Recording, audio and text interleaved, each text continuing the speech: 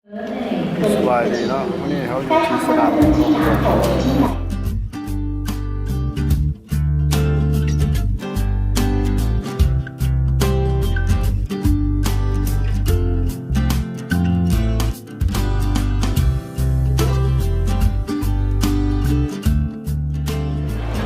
อนนี้เนาะเขามาอยู่ที่สนามบินช่องดาว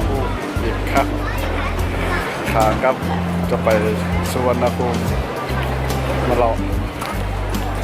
เรียกขี่ยนต์ไปขี่ยนต์มาขี่เลาะขี่ลองส้มสนามบินเพิ่นสนามบินโตเลยสละเนาะไปส้มข้าว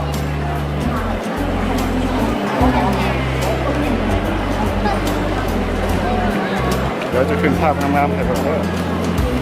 จะเบียดหัวเลยเวลาหมุนเจอได้ครับ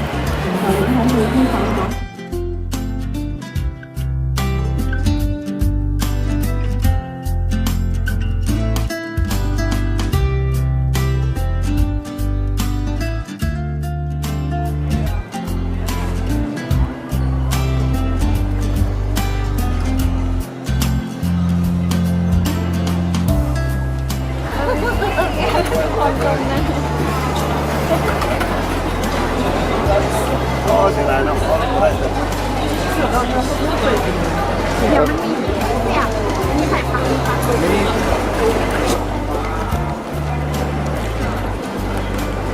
นุ่นเล่นอะไรนุ่น เฟซบุ๊กค่ะอัดมาหลายวันจริงๆเลยนะเกตซีซีหิวข้าวอยู่นะ เดี๋ยวข้าวตลอด หิวตลาด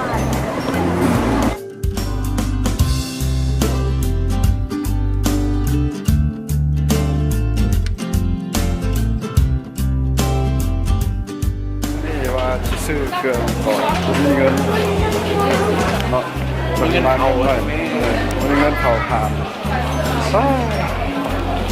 มีแต่เลาะอย่างเดียว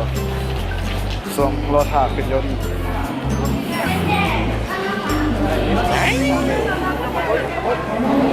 เดี๋ยวขับไปเลยเห็นแล้วเนาะสาดฟรีแล้วก็ไวไฟที่ได้สนามบินฮ่องกงไวไฟกับฟรีระหว่างรอถ่ายยนต์เขาจะมาเล่นเกมโปเกมอนโกนะที่นี่จะมีสาวโปเกมอนลายแล้วก็โปเกสต็อปจะมาหมุนกันนะว่ามันจะได้ยังไง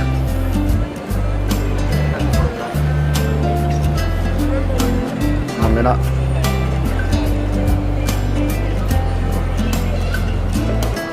ได้บอล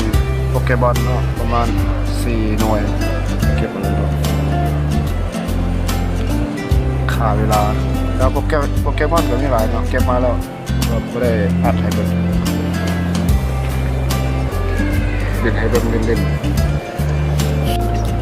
นี่เนาะเราจะมาหมุนอีกเนาะจะได้ยังเพิ่มบ่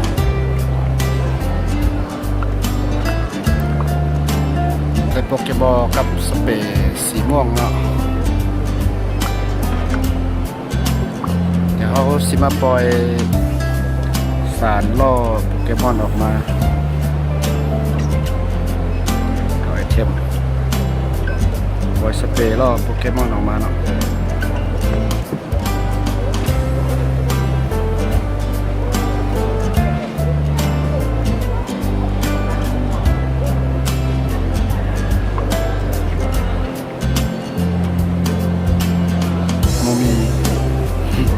ได้จะไปปล่อยกันเนี่ยเนาะแต่ว่าอีกประมาณ30 นาทีโปเกมอนจะมาบอกเราต้องถ่ายเห็นนะจะจับเห็นเลยถ่ายเห็นจะจับเลยวางเนี่ยตึ้งมีได้เล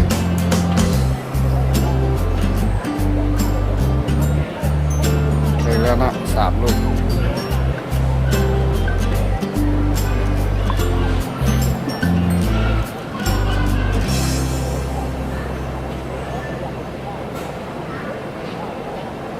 มาแล้วเนาะเห็นบ่สังเกตเห็นบ่เดี๋ยวเราจะมาจับกัน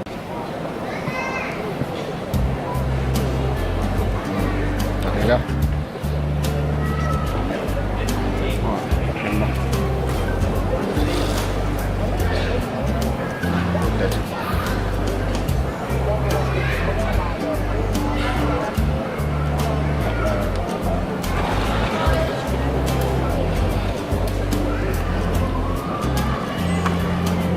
ได้แล้วเนาะ1 ตัวได้ไปแล้ว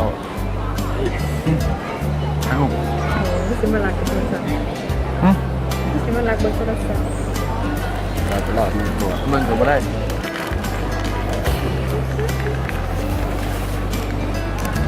หาปลาปล่อยไปเนาะได้แล้ว1 ตัวเนาะเดี๋ยวจังไรนี่ว่าเฟิร์มจะจับให้เบิ่งเต็ม เขาวงหรอกเขาเจอแล้วเจ้าผมก็มันดุเลย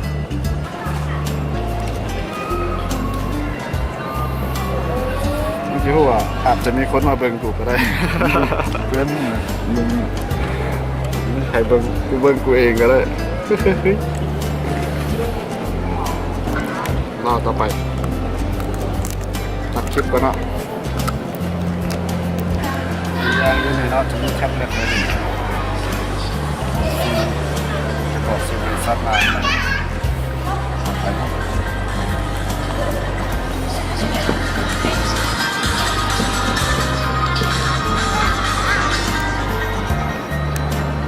ค่าเวลาต่อ หวาน ไป มากชื่อหวานมาก ตอนนี้เขาขึ้นยนต์แล้วเนาะแล้วก็กำลังจะเดินทางไปที่สนามบินสุวรรณภูมิประเทศไทย Kari na เราพักผ่อนกันหนึ่งเข้าพบกันใหม่ในที่สนามบินสุวรรณภูมิ nakuha na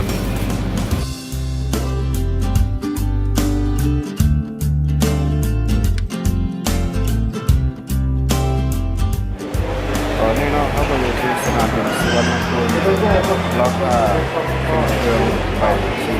สนามบินบันได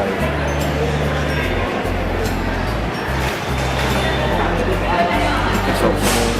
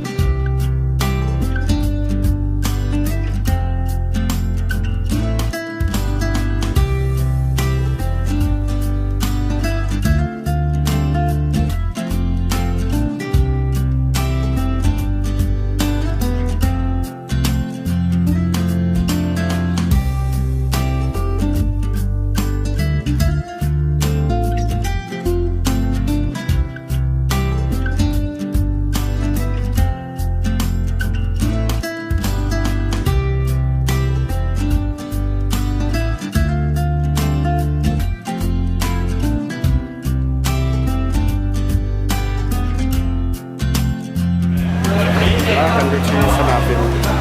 บันไดประเทศลาวเนาะว่าคลิปนี้จะจบเพียงเท่านี้สำหรับการเลาะทัวร์สนามบินจากฮ่องกงแล้วก็